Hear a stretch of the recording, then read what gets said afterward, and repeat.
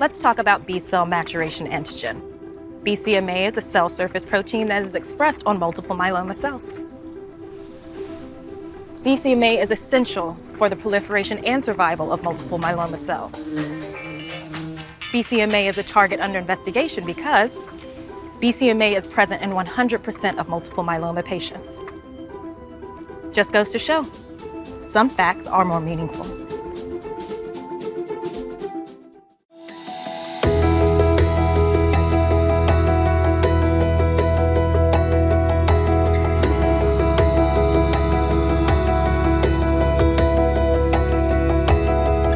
So I'm absolutely thrilled to have presented the results of the PAC-203 study at the annual meeting.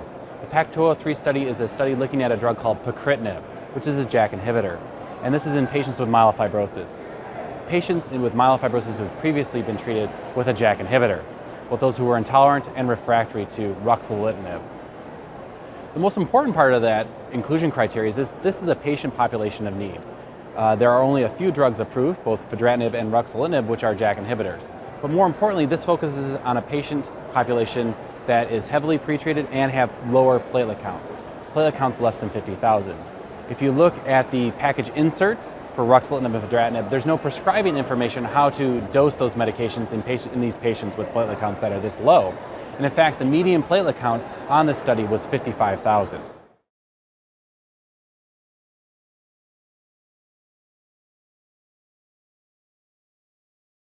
So the main spirit of the PAC-203 study was to evaluate safety in various doses of this medication. A dose of 100 milligrams daily, 100 milligrams twice daily, and a dose of 200 milligrams twice daily. So really, again, safety was the focus. And this is bore out of the fact that Pacritinib, for a small, short period of time, was on a clinical hold by the FDA out of concern of bleeding and cardiac events. Of course, when additional data from the earlier studies was given to the FDA for analysis, the hold was lifted and the evaluation of Pacritinib proceeded. Thus, that's where the PAC-203 study came out of. So there was really a focus on those events. And with a focus on those events, there was additional inclusion-exclusion criteria that were applied to the study as compared to prior studies, as well as safety monitoring. So one of the most common adverse events seen on the study was diarrhea, which is related to an off-target effect on FLT3. But looking at those really special events of interest, bleeding and cardiac events, there was not an increased risk of bleeding and cardiac events seen on this study, and it was actually maybe a little bit lower than what was seen in previous studies with these additional criteria applied and additional monitoring events applied. And you're able to, since there was a 200 twice daily dosing in the PAC-203 study, you could kind of do a back of the envelope ad hoc analysis and compare it to the prior trials where there was a best available therapy arm, and there didn't seem to be any increased risk of those patients, of these two types of events as compared to those patients as well.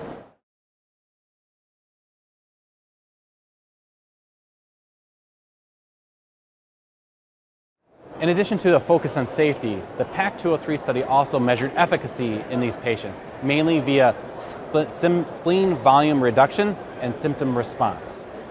So spleen volume reductions were seen across the board in all dose levels. There tended to be more spleen volume reductions at the higher dose of 200 milligrams twice a day. There is a magical, mythical, if you will, thing of a spleen volume reduction of at least 35%, which is kind of a typical bar used for a lot of clinical trials in myelofibrosis. While a few patients did reach this ultimate goal, a significant number of patients did have a less than 35% reduction in their spleen volume, but still were deriving benefit. Looking at symptom response, while the total symptom scores weren't largely improved, when you looked at individual symptom burdens across the study, there were patients who had dramatic improvement in individual symptoms outside of fatigue. So when you look at the total symptom score and response there, it may not be as impressive as if you look at individual symptoms. Fatigue is always something very difficult to measure. A lot of things can factor into fatigue, particularly in such a sick population of patients. But the important thing is there were symptom improvements, and they were seen at all dose levels. And the symptom improvements and the spleen improvements were definitely seen more commonly with the 200 twice daily dosing.